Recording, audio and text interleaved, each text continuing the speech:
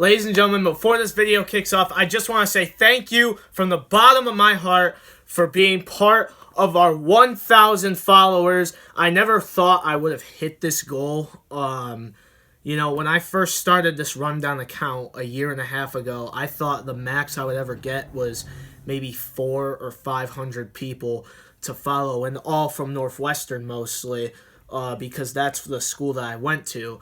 But now that I've been doing all of just boys basketball and perfecting it as much as I possibly can, it's really seen a lot of progress, and we've gained 400 or 500 followers within the last month and a half. That is unbelievable. Thank you guys so much for supporting. Thank you for 1,000, and I promise if we eventually somehow get to like 1,500 or 2,000, I'll start being a lot more thankful. I'm really thankful as it is right now. Love you guys. Thank you so much for the support. Now let's get to the video. Ain't it crazy? Look at my mom made it. I wanted to be famous, now I'm sitting on top of the world. Top of the world.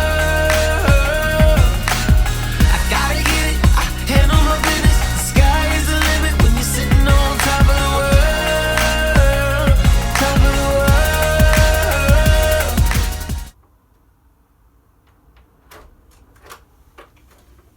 Oh, hello there.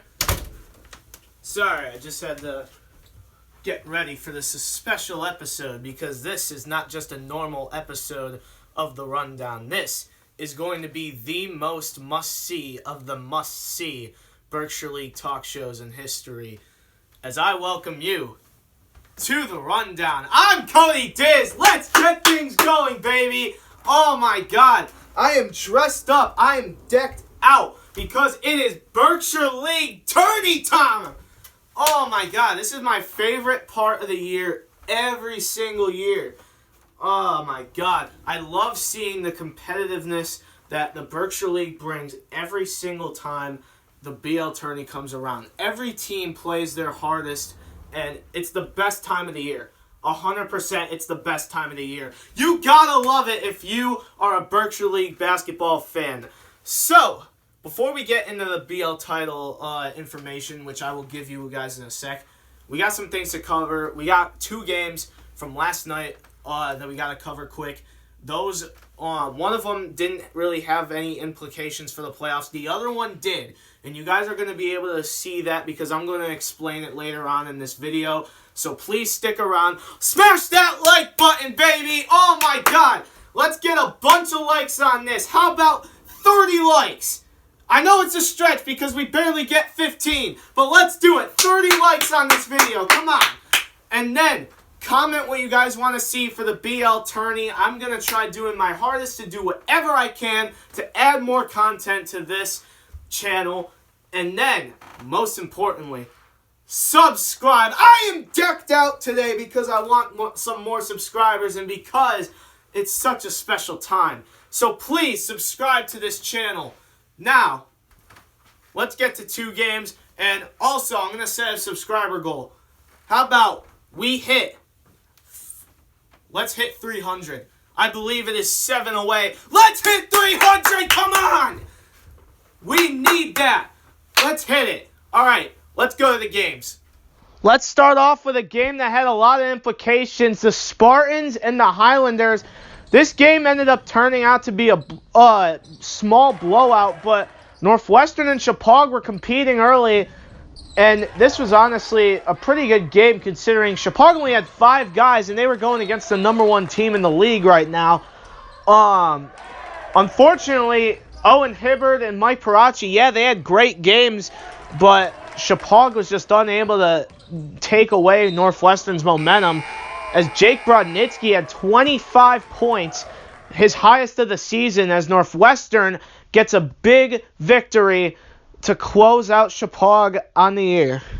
So this was the game that actually had no playoff implications at all. Wamogo is still going to be the 7th seed. Gilbert is going to be the 8th seed no matter what before this game. That was already determined. Because Wamogo had lost to Thomaston in the regular season, which ought, like in the first 8 games, because the first 8 games mattered. So that meant Wamogo, no matter what, they would be below Thomaston if they had a tied record, which they do. So, Wamogo, you're the 7th seed. I wish you guys luck against Nanawag. Gilbert is the 8th seed. They are going to be playing on Wednesday night, tomorrow night, the Housatonic Mountaineers, the winless Mountaineers. How the heck do you still let a winless team into the BL tournament? How do you let all 9 teams in? You're competing for a tournament.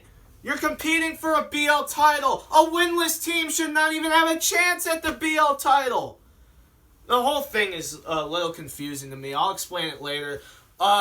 Gilbert, if you guys lose to Huzi, I'm going to lose full confidence in you for the rest of probably my life. I mean, obviously, everything changes in the years, but this is a really rough year for both Gilbert and Huzi. I mean, there's just no way that they've been able to come out with wins. Gilbert has only won against Huzi. So if Huzi ends up beating Gilbert this time, I'll be really surprised. But I'll also not really I'll also kind of expect it because Gilbert has not played that great as of late. So that's how I'm seeing things. All right, let's go to the second game, which actually has a lot of implications for the playoffs. Let's get the other game out of the way. The Warriors took a trip to the Hive. The Yellow Jackets were at home, and this was a good game throughout. The Yellow Jackets had the lead early on. They were doing great. And then later in the game, the Warriors are coming back. Charlie Coffey was doing great. He had 18 points, led the Warriors to the eventual victory. But this is what really put a dagger in it. Devin Ross blew a layup at the end. I couldn't believe it when I saw it. It was incredibly unbelievable how that closed out the game. But the Warriors were able to hang on and defeat the Yellow Jackets at the Hive. So this game was actually a big deal. For Northwestern, not really, because Northwestern, they're the number 1 seed. No matter what, they're playing the winner of the 1-8 or the 8-9 game. They are playing either Gilbert or Huzi. Most likely Gilbert. But Chapag had so much riding on this. See, if Chapag won, they would climb up above the Nanawag Chiefs and become the 2nd seed in the playoffs. That is huge because they beat Nanawag twice this year, and the first time was in the first 8 games, so Chapag would be above Nanawag if they had a tied 9-3 record. But they didn't. So that means Chapag was the 3 seed coming into this game. They dropped to number 4 because, Terryville, Kangaroos, hot black Kangaroos. Oh, yeah, Terryville takes the number 3 seed because they have a tied 8-4 record, and Terryville beat Chapag in the first 8 games that mattered. So, this was a huge game for Chapag to win. Chapag didn't have their full roster again. I'm really hoping that they do get their full roster when when their game happens, the first game for them. It's going to be big. And I'm going to say right now that Chapag needs their full lineup. They need their full lineup because Chapag's the best when they have their full lineup. They only lost by 13 last night. 15 last night. To a fully healthy Northwestern team. A fully strong Northwestern team. A Northwestern team that was pressing them the whole game. That's how big this is going to be for Chapag. Their lineup matters right now. They need a full roster to win the BL title.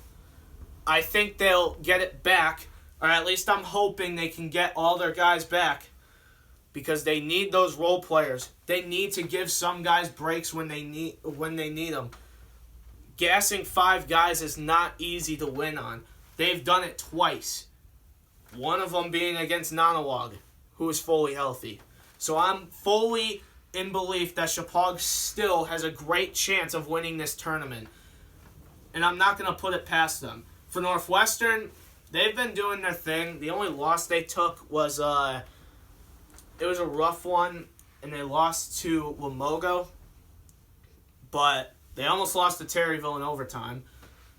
And they played a shitty... Ooh, they played an awful first half against Gilbert at home a couple games back. But now, Northwestern has a very good chance of riding into the playoffs with a lot of momentum. I mean, they just beat Chapag, they beat Terryville, so I think this is pretty big for them. I think they're going to do well in this tournament. It's just determining how far they can really go. And that's what I'm kind of concerned with, because I'm not sure if they are that championship DNA type of team. So we'll just have to see what happens there. But I'm in belief that they can. I mean, Northwestern love, personally, because I was from there. But I don't know. I don't know who can win it. It's a toss-up between a lot of teams. So I guess we'll just have to go with it. So the BL tournament is very confusing, I gotta admit. When I was looking at it online, like the description of it via the Republican American, I was very confused.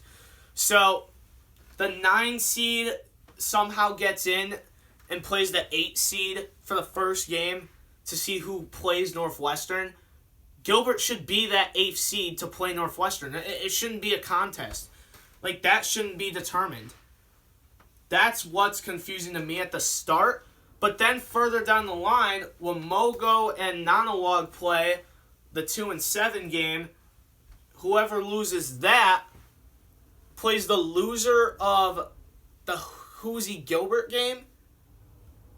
Like, they're doing double elimination. So if you lose your first round match, then you're going to be in a loser's bracket.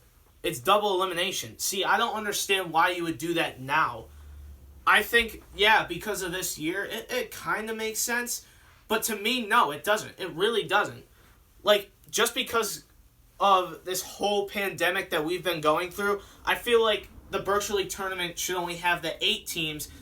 And if you want to do double elimination, sure. Why don't you put every team in 3-game series, though? I think that would work out a lot better. And it would be a lot more entertaining because games would mean a lot more. I mean, double elimination either way means a lot more because you need to win in this type of tournament. But I don't know. There's just something about this that doesn't really make sense to me, and that's where I'm kind of concerned with how this whole tournament has gone, or how this is all going to go. So I don't really know what to expect. But I'm sticking with my pick. Chapag Spartans are going to win the Berkshire League Championship. I'm sticking with that pick. I think it's a very good pick because they have a deep roster when they have their full roster. And right now I'm a little concerned that they won't. But if they do, they're going to run with it. And the next team up, I would say, a lot of Northwestern people are going to be mad at me for saying this, but I think it's going to be the Terryville Kangaroos. I think Terryville is really nice. They are a team that has 3 dominant scorers and a 4th in Jake Rinkovich if you really need him. That team can score anywhere. They are versatile. They are floor spacers. They are postmen. This is a team that plays really well together. They understand everyone's role. This is the most put together, I think, team that I've seen. That's going to do it for this one, guys. Thank you so much for watching. Again, thank you for hitting 1,000 on the Instagram page. Really appreciate all the support you guys have really given me. Comment what you guys want to see on this video and in the BL tourney. Like the video. Let's hit 30 likes. And then, most importantly, subscribe. Let's hit 300 after this video drops. Thank you guys so much for watching. I'm out of here. Peace out.